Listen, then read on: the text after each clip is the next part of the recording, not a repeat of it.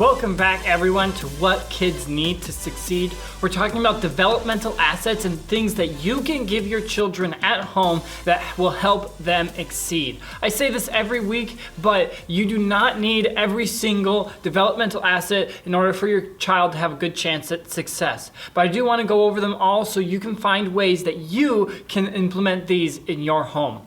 This week, what we're talking about is positive peer influence. That is children's closest friends model responsible behavior. They are a good influence, they do well at school, and stay away from risky behaviors such as alcohol and other drug use. And about 68% of the kids that interviewed are found to have this resource. So what are some things you can do at home that will give this developmental asset to your child? The first one they mention is to invite your children's friends to spend time at your house. Talk to them, figure out what they're like, who they are, and get to know them and maybe include them in some family activities.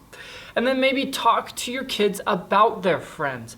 Ask questions about them. Are they good students? What are their interests? What are their parents like? Try to find out who your child's closest friends are and just have a conversation about it.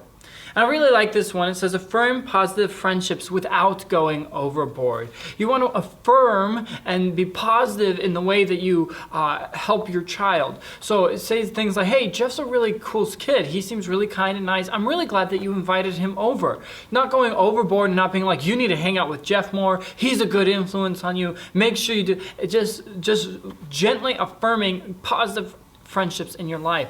And then on the flip side of that, they say resist the urge to criticize negative influences and bad friendships that your children may have. Oftentimes when we have teenagers or children have friendships that are not necessarily the best influence on them, and we criticize that relationship and we say we shouldn't hang out with them and we try to avoid that, it actually makes that friend or that your child want to maintain that friendship more. It makes them want to hold on to it more. So instead of focusing on trying to set boundaries and separate friendships and separate your children from friends, instead focus on affirming the positive friendships that are in your children's life and help them that way.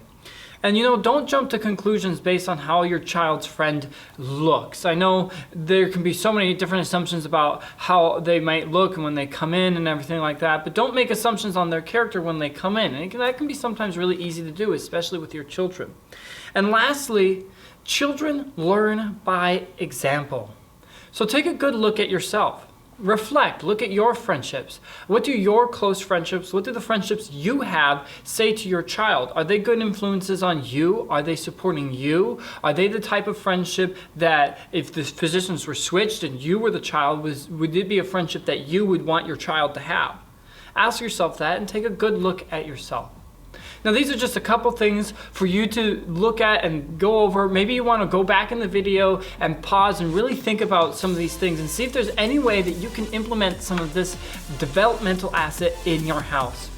As always, thank you for tuning in. I hope you guys have a great week, and I will see you again next week.